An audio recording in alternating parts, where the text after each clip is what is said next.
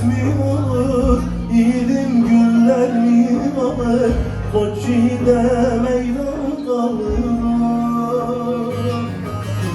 Dar ağacı mert mi olur, yiğidim güller mi alır, koç yiğide meydan kalır.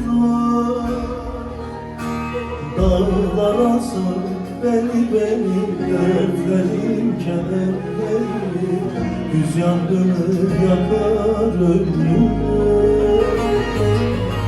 Unutmadım seni dertlerim, kederlerimi, doyamadan gitti o. Dağlara sor beni dertlerim, kederlerimi, güz yangını yakar ömrümü.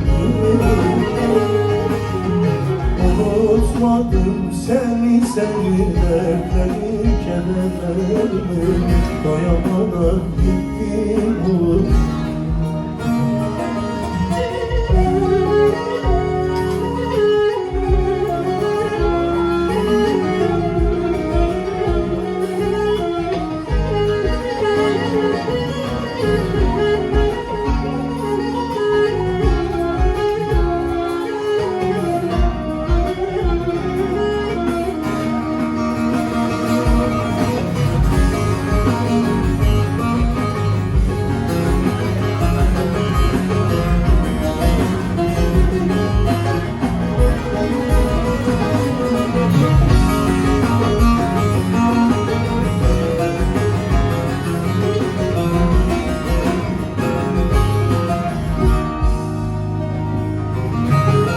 Hüzünler kalır yürekte, sevdalar büyür alevde, yiğidim Kızıldere'de.